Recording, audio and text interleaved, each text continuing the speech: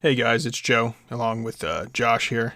Hey, We want to do a disclaimer for the upcoming episode, and I'd like to apologize for how late this episode's coming out. Had some cat issues and stuff that I had to deal with, and it delayed editing and stuff. So there's that.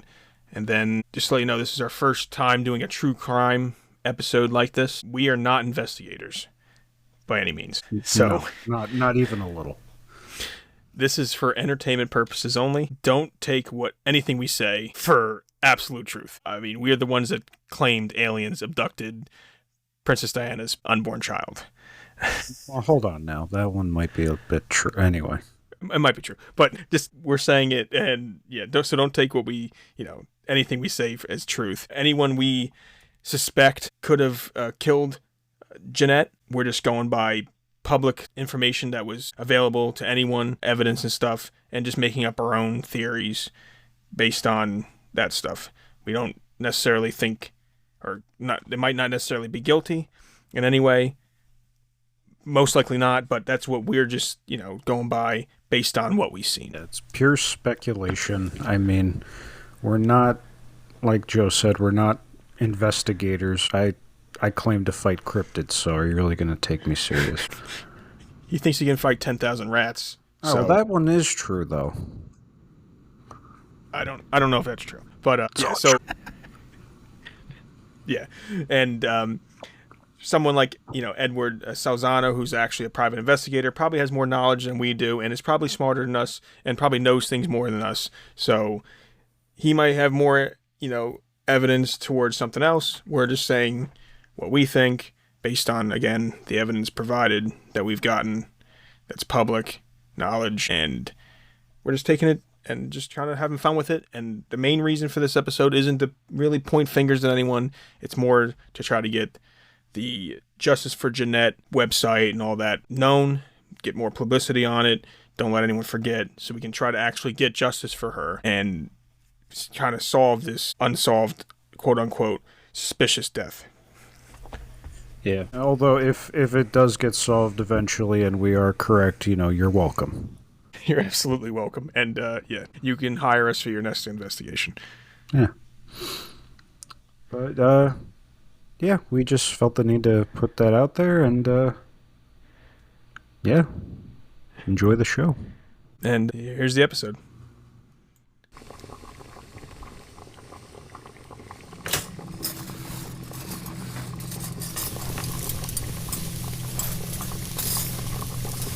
Welcome to the Conspiracy Kitchen. What's going on, guys? Thank you for joining us in the Conspiracy Kitchen, where we attempt to find the secret ingredients behind life's daily mysteries. I'm Joe, and as always, I'm accompanied by my Susef Josh, aka the Cryptid Killer. That's me. And today we're going to talk about something a little dark, kind of bring light to it, trying to stop people from forgetting, see if we can help out and get this case settled. The case we're looking into is the unsolved murder mystery, which is still considered how would you put it, a natural death or suspicious death. That's the one they use, suspicious That's the one. death. Suspicious death. So we're talking about Jeanette DePalma. Now, Jeanette was born on August 3rd, 1956 in Jersey City to Salvador and Florence. She grew up in a large Italian family. Big. That's an understatement, too, by saying large. She was one of 5 daughters, and she also had 3 brothers. A lot of kids. The family later settled in Springfield Township, New Jersey, in a hilly middle-class to upper-class neighborhood on Clearview Road. And you can actually see the Manhattan skyline from this on a clear day. It's a nice area. Jeanette was raised as a devout Christian and a devout daughter. Now, of course, she did a little... They blew it out of proportion. Yeah, she went to some parties. She's a teenager. It is what it is. But she had strong faith, which, in the 70s, the early 70s, you had a strong Jesus movement. She was described as quiet, shy, and sweet. Very ambitious and determined, with a bright future ahead of her. So, she was also a member of the Girl Scout troop, and was basically a typical teenager, peaceful upbringing, until she was 16, August 1972, where things kind of were changed forever. August 7th, she said she was going to go visit some friends in Berkeley Heights. She told her mom she was going to take a train to a friend's house. So that'd take a little bit of a walk. She'd have to probably go to Short Hills train station to get down there, so that's probably a couple miles. She was never seen again after this day. Her parents reported her missing the following day, and about 6 weeks later, on September 19th, atop a cliff in Springfield's Hoodale Quarry, her body was found, and the body was found because a local dog brought home to his owner a decomposing right forearm. Due to the advanced state of decomposition, it was hard to determine her exact day of death, but it was probably shortly after that day she went disappeared. So when we're looking at this, to start off with, besides, who could have done it and all this other stuff, it seems like the police department also completely, the investigative body of the police department, those detectives, whatever, completely dropped the ball. Would you agree with that? This is the... Look, I support the police, of course, all that, blah, blah, blah. This was the most bumbling investigation I've ever heard of. Like, there's reports of them showing up in, like, moving crime scene shit, moving evidence, stepping all over the place. I mean, they didn't even... They immediately listed her as a runaway because they didn't right off the bat. They didn't want to deal with it. They didn't want to deal with it right off the bat. They list her as a runaway, and so August 8th, she's reported missing, and then another 24 hours go by before they even put down that she's a missing person.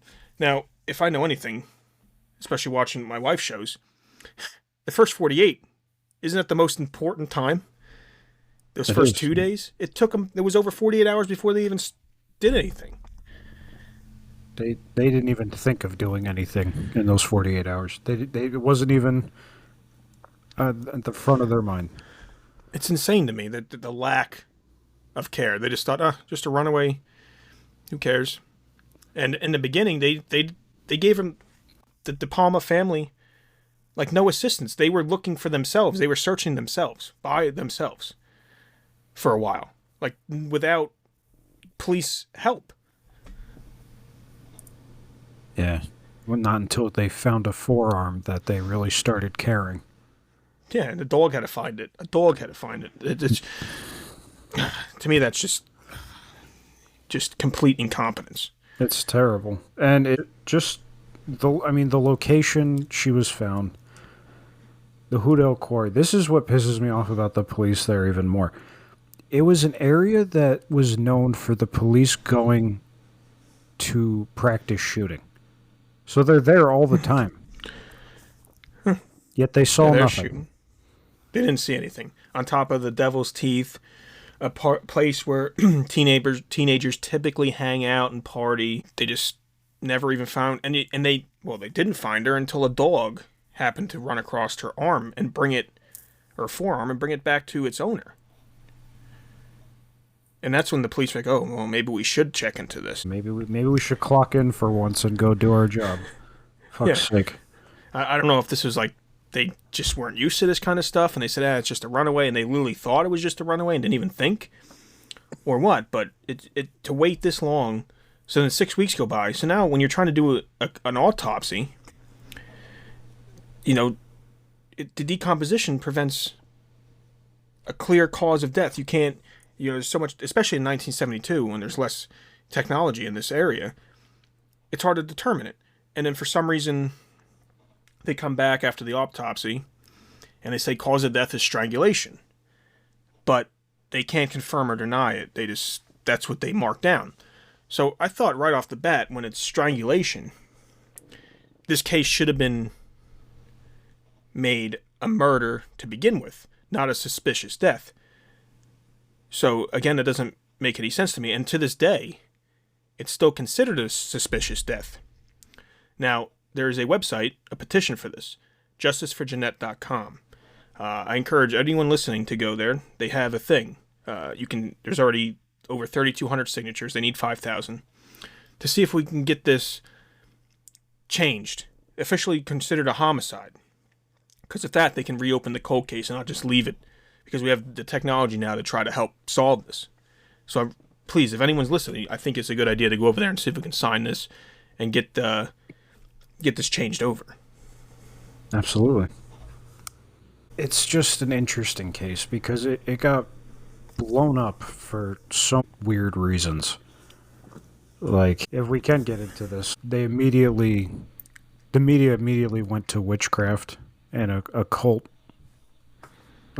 in the area. Again, police would deny it, but in the reports, one of the officers said that when they found her body, she was surrounded by logs, almost like a makeshift coffin, and there were stones surrounding her and crosses.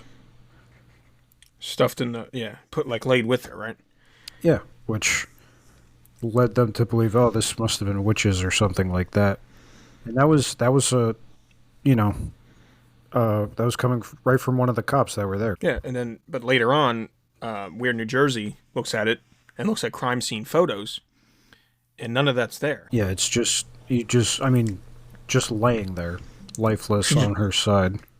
Yeah, so Weird New Jersey debunks, or so they say, debunks the whole witchcraft thing because they believe none of that stuff was there, but we have accounts from police officers themselves saying that it was there. So do you think something was moved? Stuff was moved? Absolutely.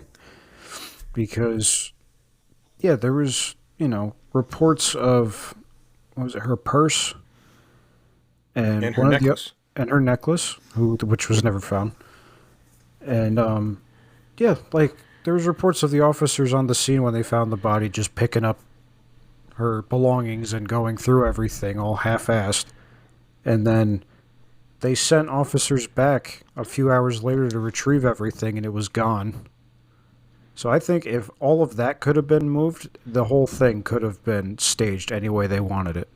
Which, at the time, this was right around the time of what they called the Satanic Panic in America, where, Satanism was a huge thing. So the last thing these officers wanted, they didn't want to do their job to begin with, it seems, but the last thing they want to do is have this blow up into satanic panic in their neighborhood. Then they have to deal with that 10 times over. Yes, I can see that. Yeah, them trying to push that away and try to hide that. I can see that, yeah. Yeah, absolutely. And going further into her autopsy on top of this, another thing that makes no sense to me. When they did the autopsy, they determined she had high levels of lead in her remains. It was noted down, so obviously if it's noted, it was something of interest to the person performing the autopsy. But no one ever looked into this at all. You would think maybe this would point to a area or the scene of the crime, original crime. Lead. Because first, if she had her parents and her family, there was no signs that she had any type of lead poisoning.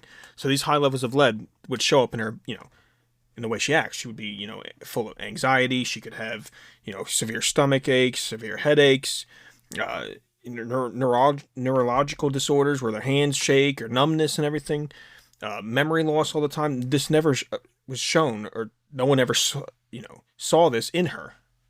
But they had high levels of lead.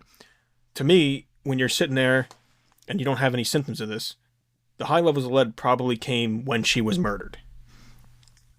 So I would look for a crime scene in which lead was prevalent. That's what I would have done. Especially if they say, they didn't find her purse and necklace. She had a cross necklace she always wore, always being, with her religion, and she carried a purse around. You can look at it two ways. One, they think that it was found and they handled it and they lost it. But another one, the cops are saying they never found it. Well, if you never found it, then either one, the killer has it, or two, like a souvenir, or two, you're not at the crime scene. You're at the dump spot. Only 8 miles up the road, Elizabeth is one of the highest levels of child lead exposure in the country with what was going on there. Lead pipes for water, drinking water, and then there was Magnolia Metals, a prominent lead smelter in the area. Why didn't we move and check these areas out? Doesn't make sense. And we can get more into this later with Elizabeth, the specific Elizabeth area. But to me, not looking into this lead is a huge just fumble. It's almost key to the entire case. Because they couldn't find anything else. No traces of alcohol or drugs, because obviously they couldn't have at the time, but lead being the most prominent thing. The only thing they found. I mean, even in the coroner's reports, they said there was no signs of blunt force trauma, no signs of anything like that. But, yeah, just traces of lead. Yeah, and not just traces, high levels. High levels, which as I learned recently, it can be transmitted through bodily fluid. So, just saying. Yeah, could be. That's a good point there too. And then on top of it, you had the police also then coming out and throwing rumors around saying that it was just a drug overdose.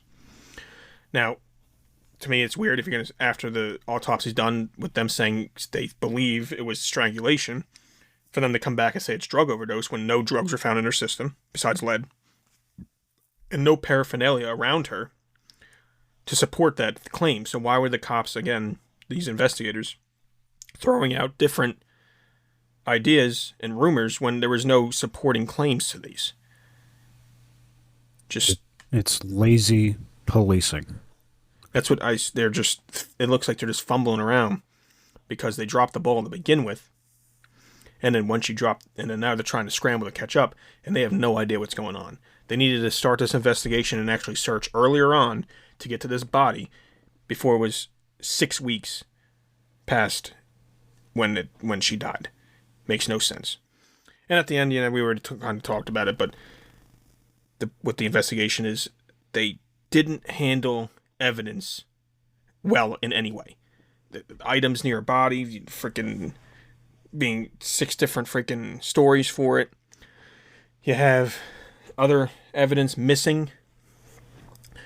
Police then claiming, it's because of the Hurricane Floyd that they went missing, but then which was in 1995. But then you have other police officers and detectives saying, no, we haven't had this evidence has been missing as early as 1983. So again, just it seems like there's no care in trying to solve this. Or they're just that inexperienced at handling a murder case. I'd go with that one, yeah. Just inexperienced? Yeah, 100%. They should have turned it over to the big guys then. Someone else. State police or something. Just listening to the officer that found her.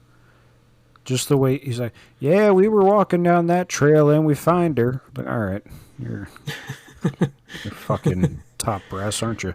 Why didn't you look in this area freaking weeks ago when it's this quarry in the middle of, to me, I don't know, but the person's missing.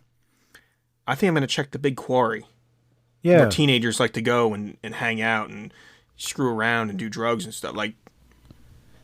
Why? Why would you not look there? It's astounding, more than anything. I mean, it's a giant fucking quarry in the middle of everything. Of course that's where she was. Yeah, and she's on the freaking the cliff called Devil's Teeth. Devil's Teeth. Yeah. Jesus. But once they start looking into this and based on stuff, they get, I guess some suspects. The first suspect I was going to talk about would be Red. He's just a local vagabond, if you will, homeless man. He lived near, I guess, in the woods near the Hoodale Quarry, where her body was found. A little odd thing that he kind of disappeared from the area right after her disappearance. Police finally tracked him down in January 1973. They did some light questioning on him and said he had nothing to do with it, and then this guy disappears. Leaves forever, never to be seen again in this area. It's weird, right? Well, I mean, it's one of the benefits to being homeless, I guess. You can live wherever you want, so we moved. But Now, do you think? I mean, I don't think he killed her. I think he had absolutely nothing to do with it, and Nothing I to do.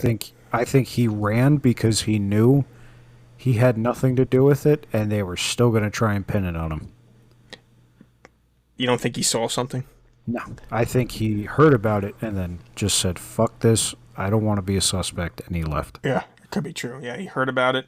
He heard that it's near where he, camps out, and he's like, "Yeah, get me the fuck out of here. I'm not getting involved. I'm not doing it." And he took off. I mean, that makes sense.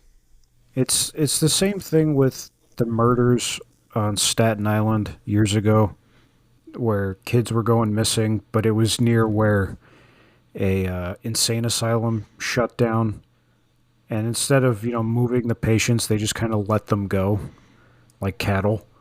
And there was a homeless guy living in the woods, and they immediately pinned it on him. They're like, "Yep, it was him.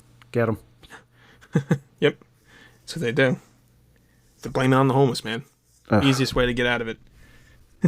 Easiest way to close the case and look good in the paper. But yeah, we solved this one. It was him. Yep. Unreal.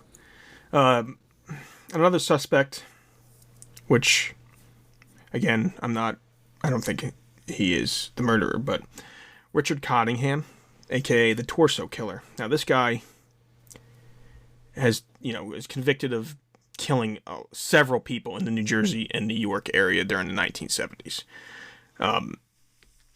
He then, in 2021, after he's already in prison for life, without never getting out, no chance of doing anything, told a journalist that he may or may not have abducted and killed Jeanette when she was hitchhiking. Because apparently, well, if we go back a little bit with the hitchhiking thing. So apparently when she didn't take a train, she never got to the train station, I should say. There is a person who remained anonymous, I don't know her name, who did give Jeanette on that day a ride for, a few miles. Oh, She then dropped her off. Sorry, I got the name. I found Oh, it. you do have the name. Yeah, Robin Ludecki.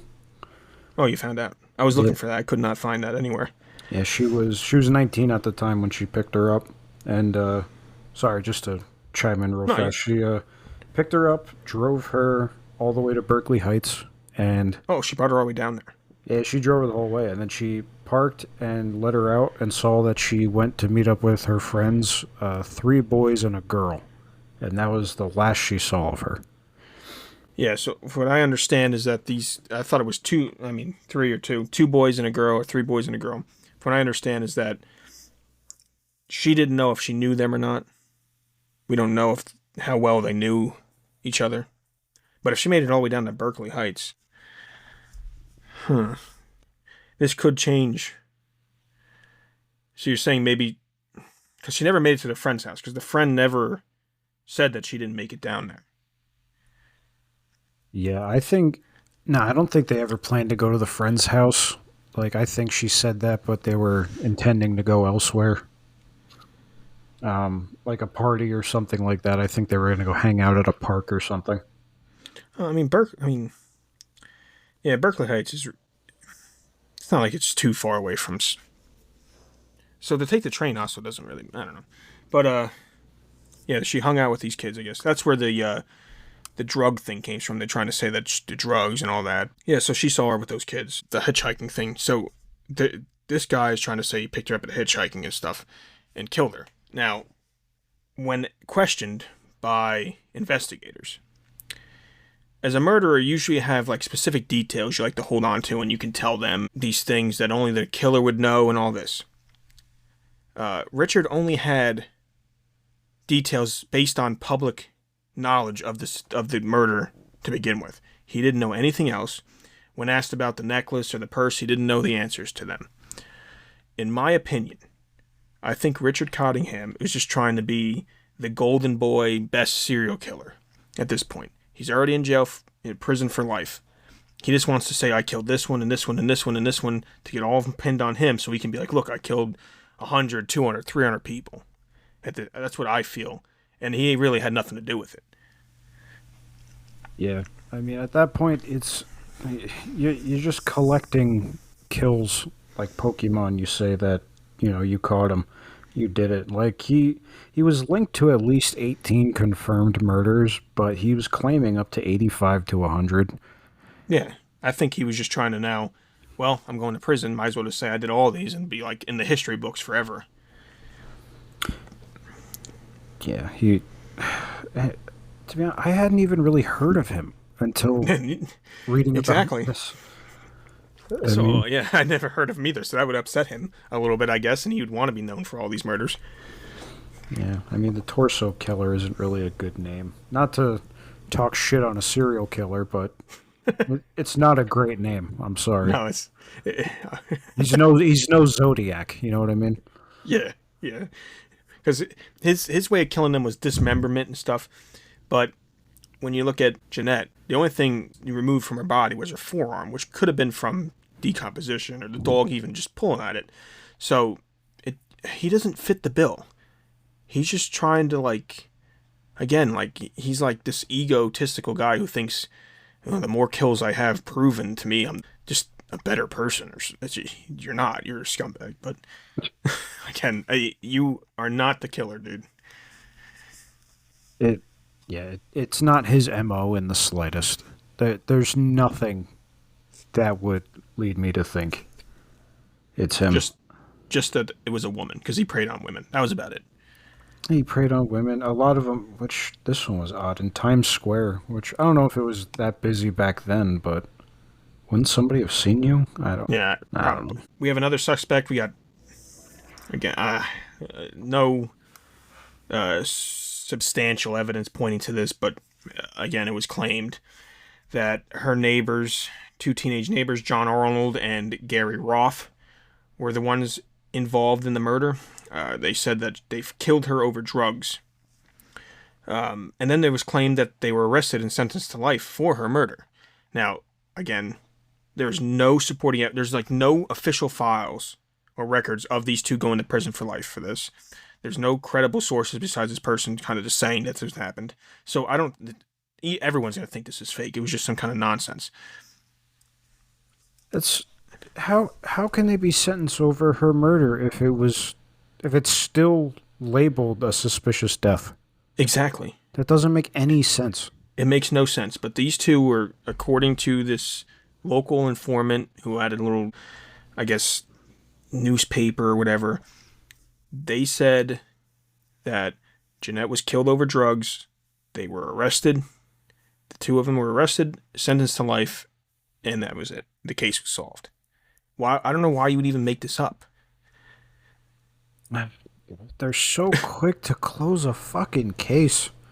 It's insane. It's easily debunked. Sometimes we have to find stuff to debunk something, but this is just an easy debunk. These two people are not in prison.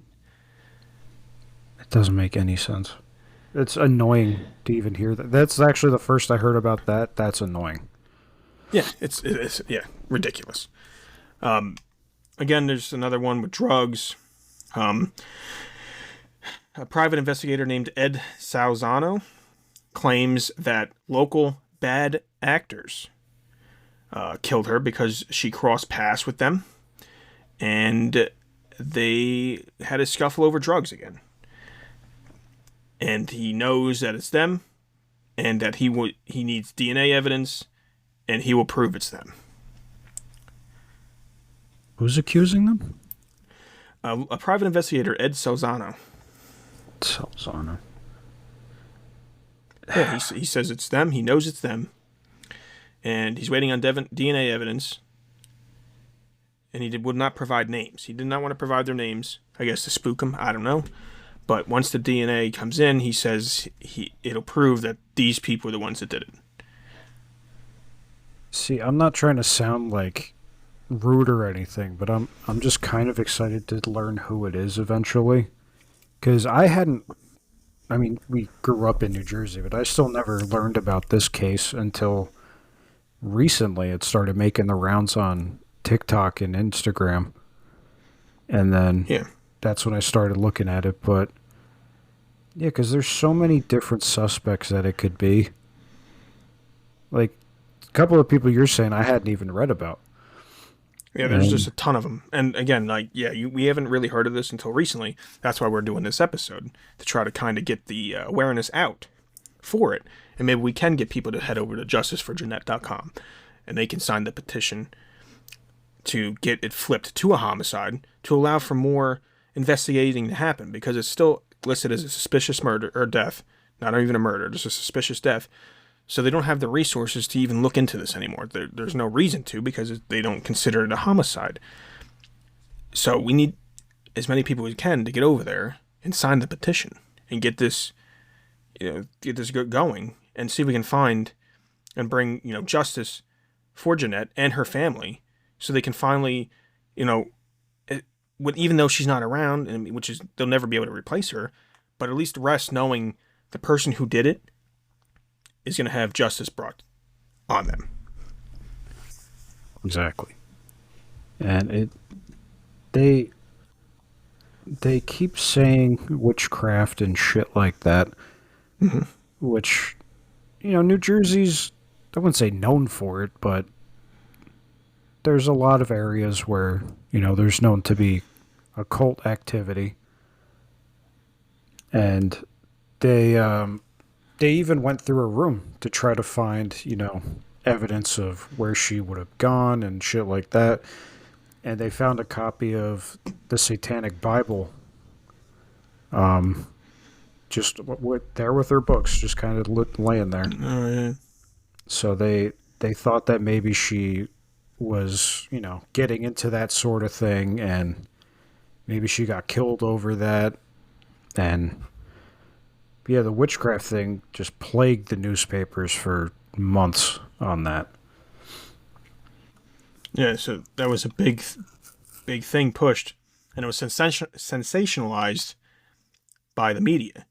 The media amplified this, the whole occult thing, because one, they, like I said, the early crime scene photos or the early crime scene details said that she was surrounded by symbols. She was in like a makeshift altar with wood and stuff to make it kind of look like a casket.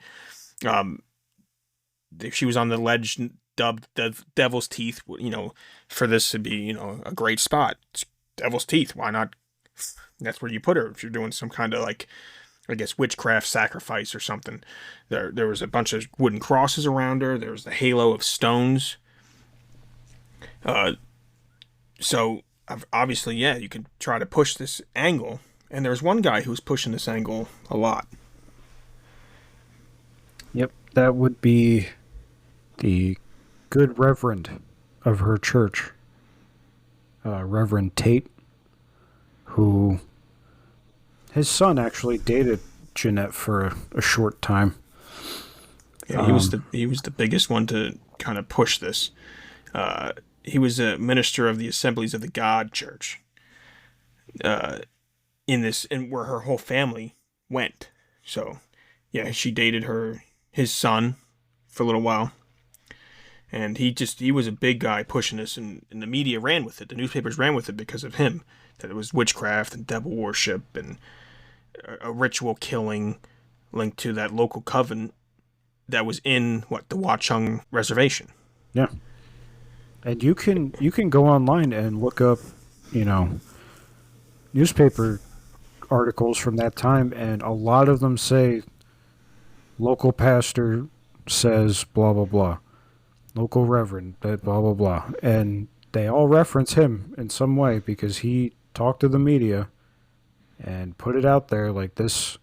It's my opinion that this was due to witchcraft or the occult, and that's kind of what started the whole thing and sparked it and lit it all out of proportion.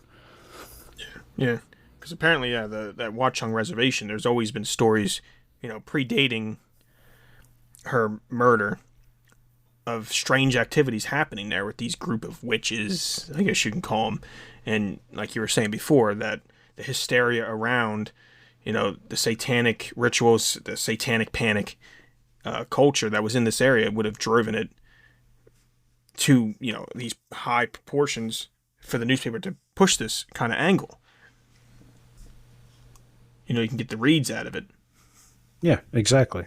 Oh my God, they must have sold so many newspapers back then. Yeah, that's what I'm saying.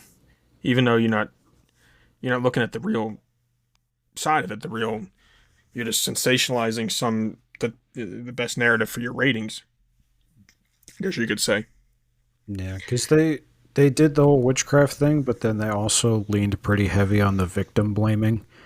Because they also, while they were in her room, they went through her diary, and there is a documentary about this on Hulu, and they actually show the diary, and she's talking about going to meet a boy, and how she's at parties and people are giving her drinks and this and that, and they say like, oh well, she was basically asking for it. She went to do bad things, and that's what happens.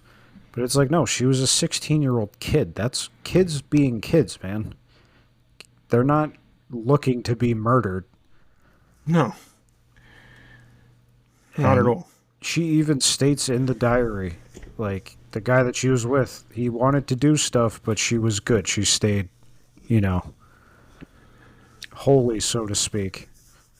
And yeah, she was just a fucking kid. You can't just blame her and say, oh, well, you were asking for it. Like, that's horrible. But the newspaper did that. They were saying that shit. Yeah, that she was going for drugs or whatever. Yeah, go ahead. I was going to say, because they also said it could have been an overdose. You're not dying and overdosing on weed. It's not happening. I've tried. It doesn't happen.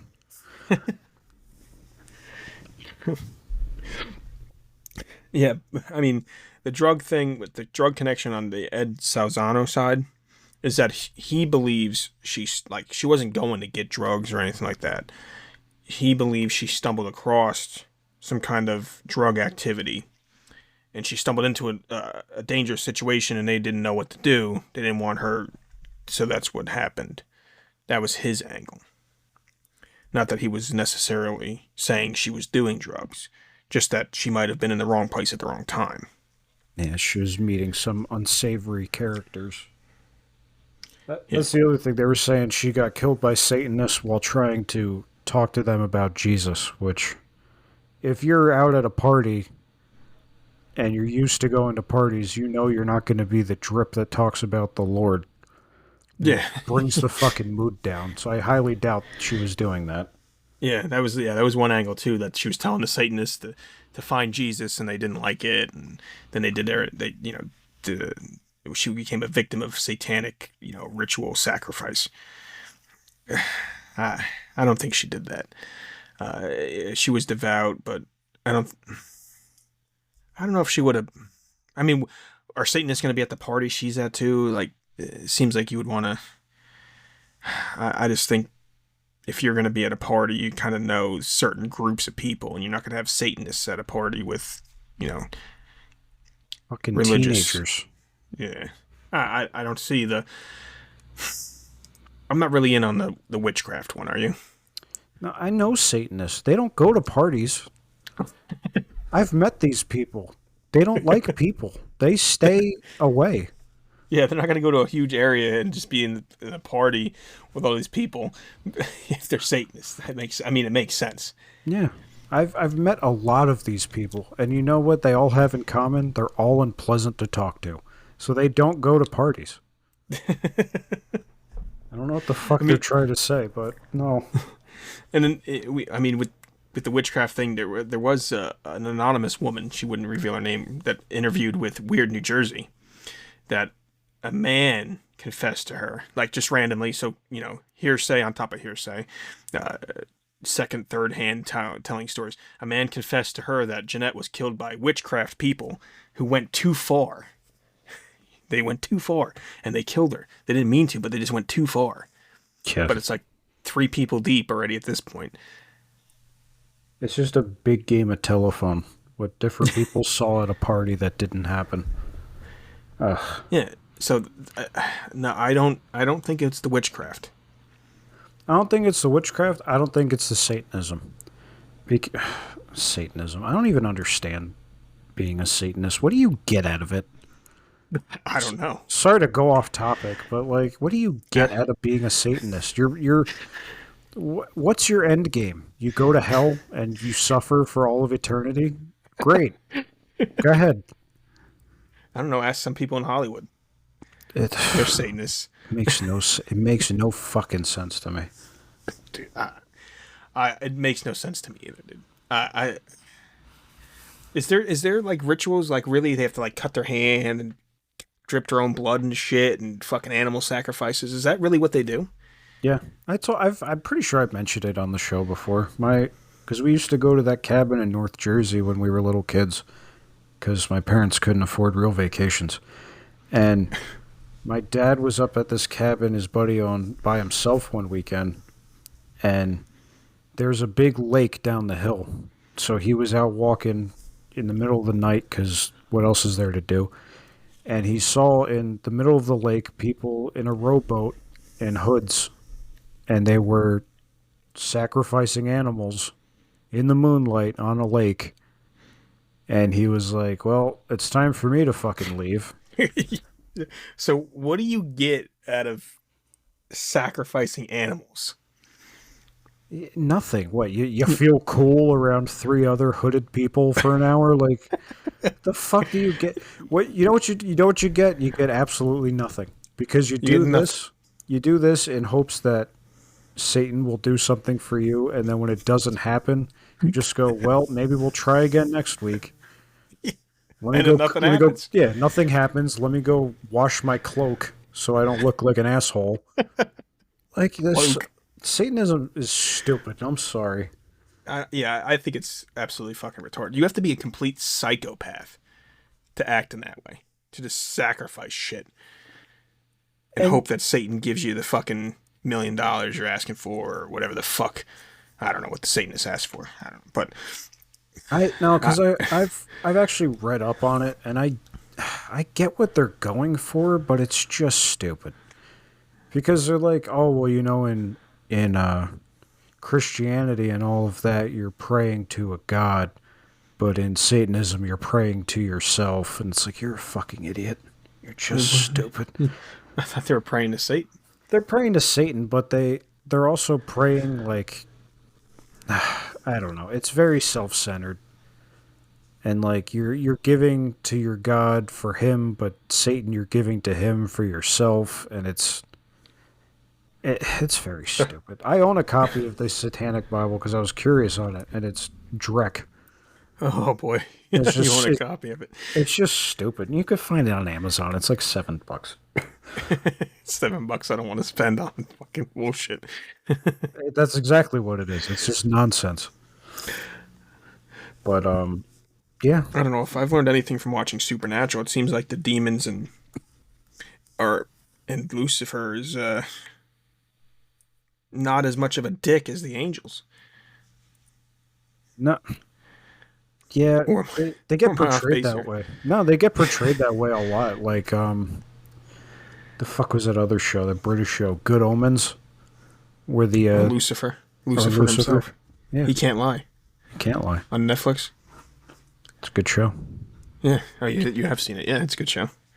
But yeah, like Good Omens. There's an angel and a demon that have been friends throughout all of time, and they show, the actual angels, and they're assholes. It's John Hamm, but he's an asshole, and I don't know. That's always how they're portrayed, anyway. But Yeah.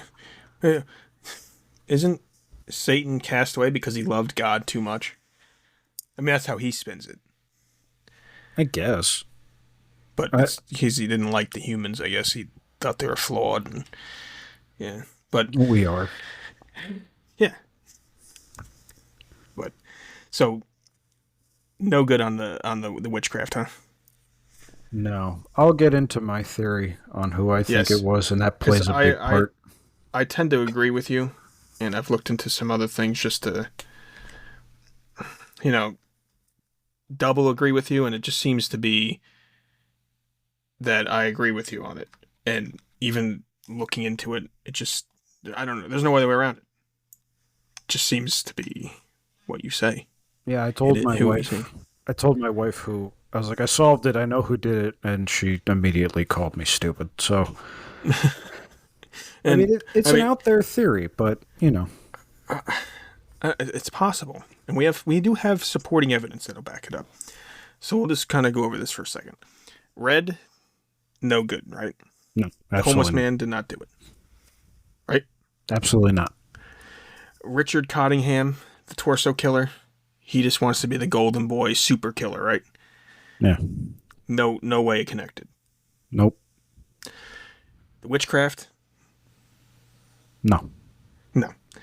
John Arnold and Gary Roth, the teenage neighbors that are already in prison for this but are not in prison, it's poor bastards. No, no. The bad characters, quote unquote, by Ed, the private investigator, Salzano. No, absolutely not. no, he wasn't it either. Huh. Well, we're running out of people. We don't. So there has to be someone, we think, right? If we have no other leads, or do we? I know who it is. Yeah, Shall I? You know. I think you do know. I know damn well who it is. Shall I share? 100%, because I agree with you. And that's why I spent freaking. And after you told me about this, and I agree with you, that's why I spent like a day looking up lead. I'm so sorry. No, it's the good Reverend Tate. Tate? Reverend Tate killed Jeanette. He did. Now, I was watching the documentary, I was reading up on it, and everyone who talked about Reverend Tate all mentioned him the same way. They were like he was so great in the community. He really brought a lot of people into the church and showed them the light and all this and that. So, Reverend Tate's son also dated Jeanette for a while. Now, here's my theory. Because Jeanette broke up with him because she couldn't give her all to the relationship. Boo-hoo.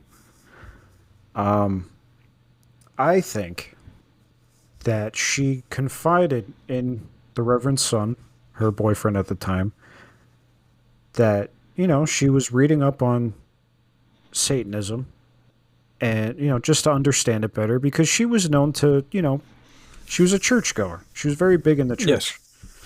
So maybe she was trying to, get to know the enemy a little to better understand it. And I think that after they broke up, Reverend Tate and his son were talking, and his son mentioned, that she had a copy of the Satanic Bible, and that worried the pastor, or the reverend, whatever you call him. And I think he needed to do something about it. Because if you lose someone in your church to Satan, then that opens a door for more people to go in that direction to Satan. If you lose someone because of Satan, though, that would scare some people to come back to the church. And I'll explain. I think... No, you're making perfect sense. Yeah. I think that Reverend Tate's son knew where she was going that night. And I think he mentioned it to his father, who said, we need to go, do our godly duty and confront her and talk to her and try to bring her back. So I think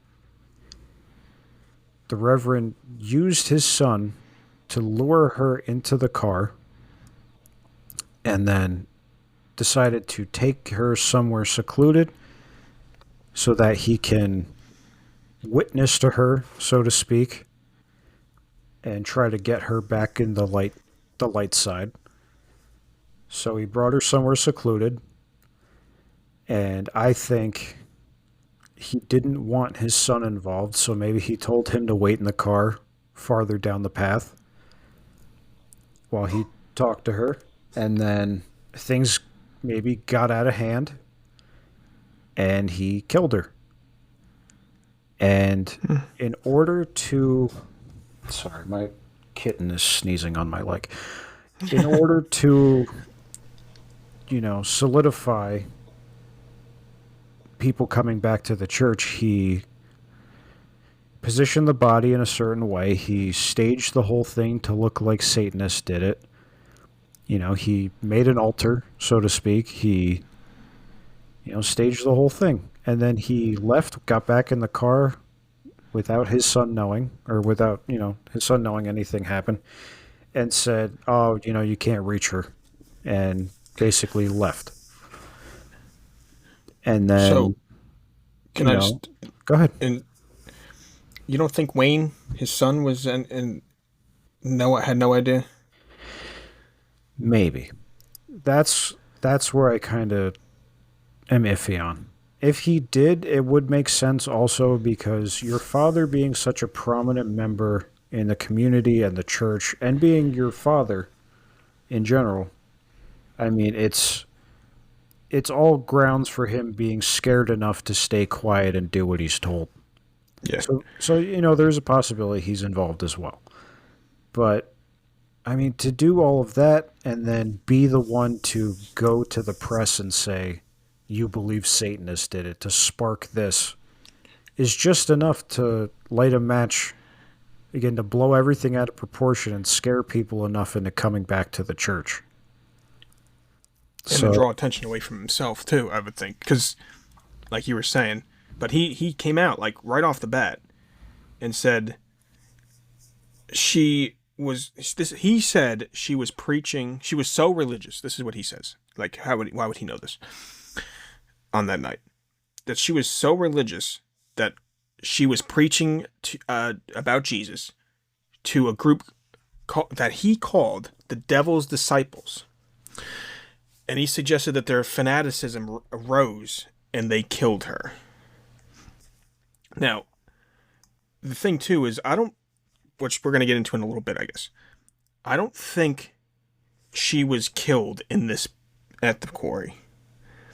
And why I think that is, if you look at the police report, the officer that found her had a hard time getting to her body, and he was in boots. She had flip-flops on, and she had no problem getting up there. Now, someone that might know the area well, the Tates, they seem to know this area well. Did they know a better way? Was it two people that had to move her to this area and make it look like a ritual sacrifice? That's true, and we could mention the lead as well, while we keep bringing that up. Yes, so the lead. High levels of lead in her body, right? Probably not there before she died because she had no symptoms of lead poisoning, with this level of lead probably causing symptoms of lead poisoning. 8 miles away from this area is Elizabeth. Elizabeth, like I said before, very high lead levels for children. They're drinking pipes and stuff, and because of Magnolia Metals that smelted lead.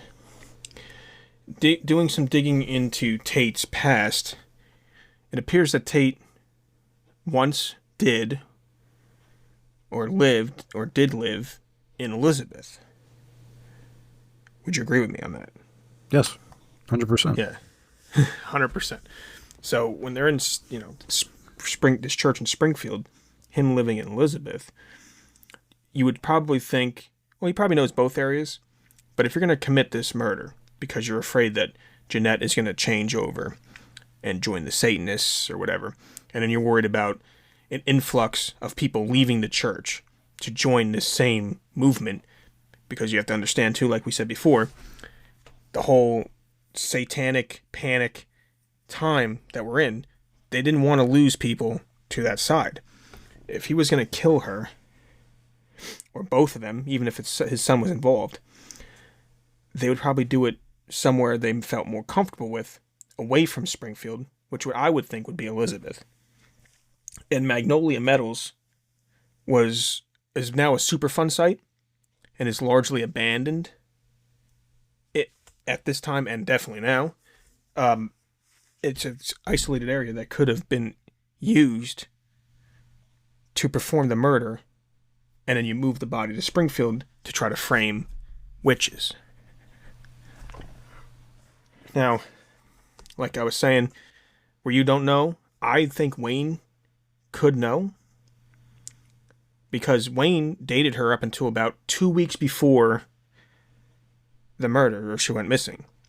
Now, if we know from her diary, she met this guy at a party 2 weeks before that she became infatuated with. Wayne could have been a little jealous, if you ask me. He does. He still seems jealous because he's in the documentary, and he's thinking about her and talking about her. He's just got the biggest grin on his face, like a creep. He does. Did we ever find out who this boy is? We never really found out about him, did we? No, just his name, which it is Joe. Yeah, it's not no connection. I would hope not. My father wasn't even born in 73 or 72. He was not born until 73, so I don't. Oh, good. We're safe. All right, we're safe. I have an alibi. The other thing I wanted to mention here, while we're talking about Wayne and his father, James.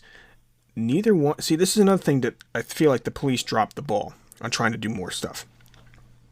When interviewed by the police, when they were talking about all this satanic, they were asked for their whereabouts on this night, and both of them had no alibi for where they were. Is that right? Neither one of them had an alibi, official alibi, in the police reports for where they were that night. But I bet being the local holy man gets you off scot-free, doesn't it? And since, being, whatever, he's probably well known in the community, I guess you can get away with a little more. You get a little bit more trusted. Also, I don't know if you knew, but Jeanette worked with Tate on the drug program in his church. To me, that shows that Jeanette probably gained some trust with James Tate. Probably trusted him a lot. Does that trust have her able to meet him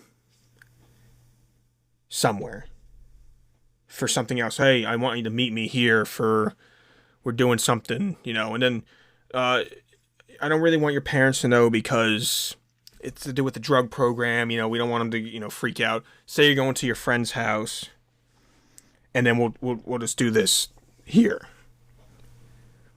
Hence, take the train. I mean, like I said, I was thinking when I said all the way down there, I was thinking Berkeley Township. Berkeley Heights is only a town over from Springfield, the other to the west.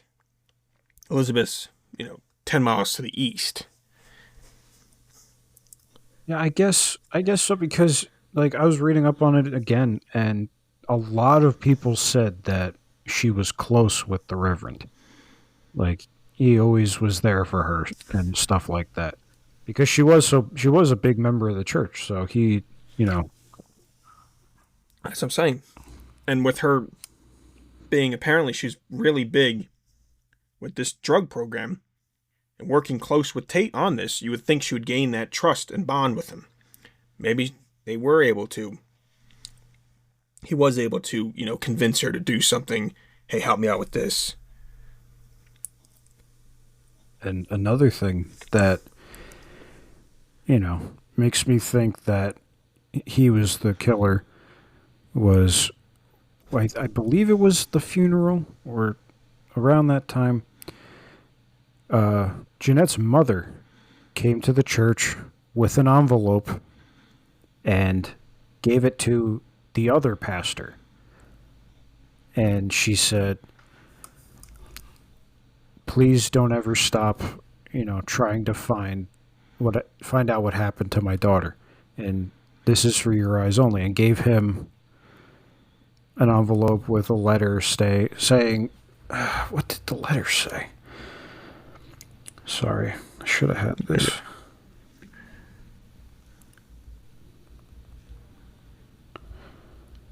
Do, do, do, do, do, do, do, do.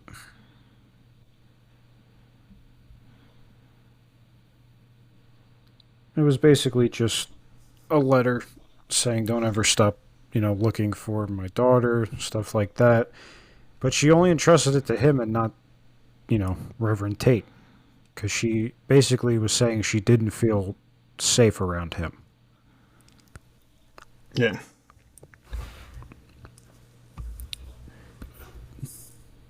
And with Wayne, yeah, you were saying you watched, him in these documentaries. In the Hulu series Out There, right? Mm-hmm. When that's on, the only thing he says that when she went missing, his thought was, when she gets home, maybe we can have another chance. That's all he's worried about. Mm-hmm. You know what I mean? Like, who would say this? To me, that just seems odd. Why would you freaking say, when she gets home, we can have another chance? Like, that's what you're worried about, dating her? You're not worried about fucking finding her? To me, this points to, like, he doesn't like the rejection. And they break up right before she goes missing. She finds this other freaking boy, whatever. She's infatuated with him. She's writing about him in his diary. In her diary. I mean, a jealous guy. I mean, a lot of these, 34% of female deaths are from a jealous, relationship. Mm-hmm. So, to me, another one, it's could have, helped. And then you have someone like James who would obviously protect his son. So then he comes out and pushes hard the satanic, the Satanists and all this theory on top of it to put cops all over the place in all different directions, hoping to, gain time and maybe make it so that it was harder to determine. And maybe it wasn't even James. Maybe it was just Wayne. Hey, I got to talk. I want to talk to you, blah, blah, blah. She finally talks her into meeting him somewhere. She wants to break it off completely. Like, listen, Wayne, it ain't going to work. And he doesn't like it. He said, fuck this. Takes care of it. Then James has to protect his kid. He ain't going to leave his kid hang out high and dry. So he starts blabbering on about all these Satanists. Just turns all the attention in the wrong direction and throws everybody off. And he knew the cops weren't going to find anything because he knew the cops in that town. Yeah, he knew a lot. He's just, he's a guy. He's a prominent figure in the town, and I keep kind of going back to Wayne now after kind of looking into this. I was kind of thinking both, but maybe the pastor really just kind of protecting his kid, and that's why I kind of want to go back to. And again, going back to the police not doing their due diligence, they barely questioned him.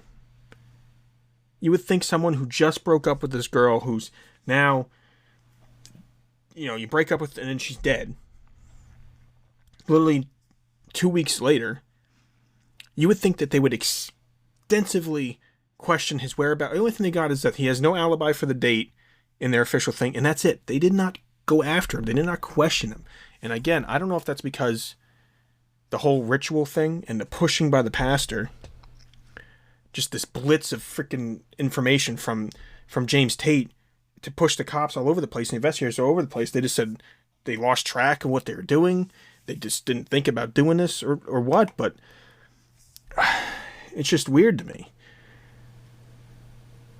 It's just so...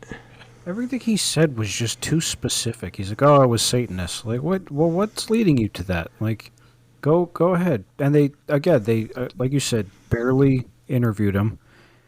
But this was a time when they didn't really I wouldn't say they didn't really do that, but right around the Satanic Panic, it was really a matter of good and evil. And especially if you're a member of the church, they're going to look at you like the Almighty. They're like, well, this guy wouldn't hurt a fly. Especially if you Yeah. lead the church. I mean, they're just going to say, oh, where were you? No, you can't account for it. Oh, well, you're a priest. You're fine. I mean, they didn't, yeah, they didn't interview him enough. No. And like the way he was in like these interviews and all these different things, he was like so like calculated. So like I feel like if it was someone you actually loved, like he wanted to get back with her. So they saying, "Oh no, he's calm. He doesn't seem like he's nervous, so he's not guilty." But I feel like he doesn't have any emotion. Like he's not he like some kind of cold serial, like some killer. I would think you would have emotions in a certain way that you'd be upset. He doesn't seem anything. He just sits there. Yeah, I've seen a lot. I mean, I know movies don't really matter, but I've seen a lot of movies where people, in the name of God, will kill, no questions asked. Especially if it's going to disrupt their way of life. Nah. I And mean, all. Oh, you go ahead. I was going to say, especially if you have a big church following, which he did at the time, and you don't want anything to mess with the flow of things. Yeah, what's one body? Yeah, yeah, just to keep the because again, like we said, the Satanic Panic. You don't want people leaving, so you gotta. Oh, she died from again. You put it on the satanic side, like you were saying. Now you're like, oh, her belief in Satanism got her killed. You need to come back to the church, and it could actually draw more people to the church. Like, oh, I don't want to end up like her. But, dude, Wayne just seems like it was either both of them or Wayne specifically, and his father helped, or his father then tried to cover it up later on if he admitted it to him. And right now, Wayne's still alive. What we need is, again, if you go to justiceforjeanette.com and get this changed to a homicide instead of suspicious death, they could then test Wayne's DNA with DNA that they say could probably point, with the new technologies we have these days and the forensics advances and everything, to see if it was him or not. He can clear his name or he can be found guilty. The problem is the Union County Prosecutor's Office resists doing any of this because it's labeled as a suspicious death. I think if I was in charge, I would just be like, you know what? What the fuck? What's the difference? Screw it. Let's just get it done and leave it, even if it's not changed to homicide.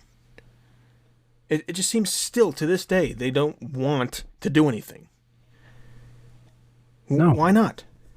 There's so many people asking the question who did it that they're not the least bit curious to reopen the case. Come on. Yeah, it's been 52 years now, and it's cold, and it's because you still leave it as a suspicious death. I think Wayne being out there, Wayne can clear his name with a DNA test, a DNA swab, and see if you and get the evidence from wherever they have it, if they still have it, because apparently they don't know how to hold on to fucking evidence at all. And we can put that out there because my instinct, my gut is telling me the Tates are involved one way or another, whether it be Wayne, whether it be James, whether it be both. And like you said, them having their, being in the area of Elizabeth with all that, with the high levels of lead found in the area, it's still like that now. New Jersey is putting money out to try to fix that, but it's still not good. You have this lead smelting company. If something happened there and then the body moved and set up, because you probably didn't want to kill her and then set it up in the same spot as a satanic. You moved a body, you put down these things to make it look satanic, like a satanic ritual, her laying face down, sticks and stuff around her, twigs, freaking crosses, stone piles, and then you just blame it on the satanic cults, these witches, to try to drag people back to the church. And you gotta basically almost a win-win for the Tates.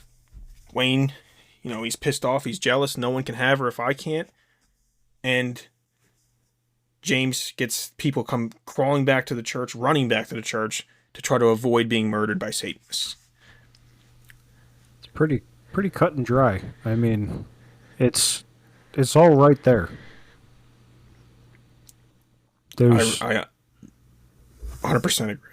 Yeah, there's no way around it. And you could argue and say maybe she was walking alone, wrong place, wrong time, someone random killed her, but there's too much connected to this, which leads me to believe that it was them. There's too many coincidences, and then the police not to follow up, and the police showing that they had no alibi. What were they doing that night? There's literally no official alibi for them. Either they didn't get one, or they said, I don't remember. What? I don't remember. And then it's just too much. Way too much. And for you just to have some random person kill him, I guess, on the streets, you have to understand, this is a middle to upper class neighborhood. I don't think crime was all over the place in this area. I don't think it was just she happened to cross the freaking drug deal or whatever gone wrong and they killed her like that private investigator. I don't believe that. The witches thing, I do not believe. Red was just an innocent homeless man in the area, and he got out of here just because he didn't want to be involved. It's just, there's too many pointing to the Tates. And when you look, and the freaking torso killer, no, he's just trying to get gloat. He's just trying to, look like he's better than some other serial killer on the planet, so he can get his name in Wikipedia with 86 kills under his belt or whatever. He's not part of it. I think they got away with it, and I think that justice needs to be served to the DePalma family. You need to be able to get this changed over to homicide. That's all there is to it. That's all there is to it, because once they do that and they could finally test the clothes for DNA and all of that, they'll have their man or woman, but most likely them. Yes, I honestly think so. And you don't even need like Pastor Tate, James Tate, can be dead. You can still use Wayne to match it to his DNA or Wayne's DNA. So, I mean, because what Wayne's DNA will show, it's not Wayne, but it's a male relative. So, or half, I think you can prove right off the bat it's father by half the DNA is from the father anyway. Yeah. So, Wayne will prove or disprove both of them. And it needs to go, the petition needs to be signed on justiceforjeanette.com to get this switched over. And we can get light on this and finally close this cold case that's been open for way too long because of negligence on the investigator's side and too much tampering and all this sensationalism by the freaking media to push occult activity in the area. Fucking just ridiculous. And maybe if you can even find this purse. But I guess that's gone. No one... How does all this evidence go missing? And then they're trying to say it was the hurricane took the purse and put it in another dimension. Bigfoot walked in there and took it. Well, it doesn't make sense. How do you leave a crime scene as a police officer and then say, "Oh, there's a purse there, by the way. We should probably go back for it." Take it with you. The fuck is wrong with you? I don't know. They're trying to say that it flooded the precinct or something, and that's why the purse was gone and evidence was gone and stuff. But there's just too much nonsense. There's too much nonsense and convenience for that. Oh, we had evidence, but it flooded. Oh, there was a purse, but it went missing. Like it's too much convenience. Yes. So we're looking into that in that part. It could be a stretch. It could, but do you think the police knew more than they're letting us know, and that's why they were so clumsy with the evidence and so nonchalant about asking the Tates and all this? Do you think they knew someone in there and they kind of just keep it as a suspicious death, look at this cold activity, and not really go after the Tates? No, I genuinely think they just didn't want to do their jobs. because Yeah. after they, so to speak, closed the case as suspicious and left it at that, they they had the officer that found the body in the documentary. And they asked him, they're like, well, what did they, tell you it was at the coroner's office? Like, oh, they never told us anything. It's like, really, you don't think to go back and ask maybe? Like, you're not going to be the least bit curious of a body that you found? Like, come on. It's nonsense. I would. So there's no conspiracy with the cops. It's just that they're bad at their job. I think they The just investigators. suck. Okay. Yeah, probably. But yeah, these Tates, I'm looking at them, and after going through all the evidence and everything, I don't think it was anyone else but the Tates. And I don't mean to be a dick and say, oh, they look like serial killers, but they just do. We always look at these people, and we can pick out the serial killers by picture. Easily. A lot of episodes we haven't been able to do that. He had the bad comb over with the big 70s glasses. I mean, he Oh, definitely. had a smile with nothing behind his eyes. Like it. So you're saying he looks like some other prominent serial killers that may or may not have had to force their mom into buying a house with a basement. Oh, with the basement. Yes. Good old John Wayne. John Wayne Gacy. Ugh. Yeah. But he wanted to be... See, that's the problem with this... the other guy, the torso killer.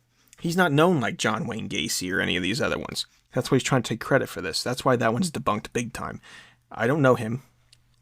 And he's upset about it, so he's trying to claim all these people. Because in 2021 is when he finally came out and said it. He knew, oh man, I'm just not getting any freaking publicity like these other mass murderers. I need to do more. That's why he's not part of it. Look, guy, it's not our fault you have a dumb name. All right? Like I said, you're not the Zodiac. All right? You're not John Wayne Gacy, the clown killer. Great name. I mean, come on. Yeah, so no, not you. The Tates. The Tates. Yes. Which Problem. also, Case closed. if I can say, if you were to name a murderous duo, the Tates, sounds infinitely better than the torso killer. Yes. So, fuck you again, buddy. Yep. All right, guys. So yeah, that's our take on this. That's where we're going with this. Definitely, probably the Tates. Again, I'm gonna tell you again. Please go to justiceforjeanette.com. Go to that petition, sign it. We need to get 5,000 votes or signatures to get this changed over to homicide, and then we can finally, once and for all, with the latest DNA technology we have, prove that the Tates did it. You think those DNA, you think that'll prove it? You nervous about it? You think that DNA is going through? You know the Tates are done. What do you think? I guarantee it was them. Yeah. So It doesn't make sense for it to go in any other direction. Exactly. So please, yes, go there, sign, and let's try to get justice for Jeanette and end the suffering for her family that's been going on forever with this open case. And I don't know. So I kind of like talking about the cold case stuff. yes, that's what I was going to say. So if you guys want us to look more into these cold cases, especially this one's being close to home, and this one having the ability to be solved if people step up and get the Union County Prosecutor's Office to actually look at the DNA and check it. If you want us to do other ones, how we feel or what we think, let us know. If you also want Josh to beat up cryptids, also let us know. We'll try to keep them going. We're not going to only do cold cases, but we'd like to throw in cold cases sometimes because, we want to try to solve them ourselves. Yeah, they're interesting to us. And if you want to hear us talk shit about more serial killers, I'll gladly do that. I have a lot of opinions. You going to talk shit about John Wayne Gacy? Oh boy, I could do a whole hour on that. And I think we will. Yeah. He fucked himself too with the freaking, the furnace kicking on the heat and like, what's that smell? Look, if you go through a whole career murdering people only to have the person play you in the movie played by Francis from Pee-wee's Big Adventure, You didn't amount to much. I'm sorry. But we'll get into that another time. I'd love to go into that. So yeah, we definitely we're gonna obviously continue with cryptids because cryptids are like our favorite thing, like the favorite for our listeners. But this is something new we did. Like this is their first cold case, I believe. So we'll continue with these two, especially if you like them. We like them, and eventually, I think we will have to do, if he's real, the Call of Duty expert. You know, I've known this guy for 22 years, and I'm starting to think he's not real. That's how that's how annoying this is getting. He's not real. Is he real? I talked to him this morning, and maybe it was AI texting me. I don't know. So yeah, we'll try to get that episode out to you guys, I guess. Hopefully, I don't know. Who knows at this point? We just like to bring it up every time now because if he actually does listen, he can just feel worse and worse about himself about it until he eventually decides to text one of us back, yo, I'm ready for that interview. Let's do it. But I don't know if he's tested the mic yet. I think it's still sitting in the box, not doing anything. I'm not convinced it even made it to his house. I think he's fibbing. Yeah, I didn't get a picture of it or anything. No. Nothing. No proof. Until I see receipts, I don't believe it. And, I mean, if he would just drink his Ovaltine, he could definitely have done this episode by now. Oh, it would have been it would have been the most trending episode if he just remembered to drink his Ovaltine. Unbelievable. Yeah. So remember, guys, if you want to have a nice trending episode or you want to succeed in life, just please be sure to drink your Ovaltine. That's right, folks. And we'll get another cold case out and maybe more cryptids at some point and maybe Call of Duty.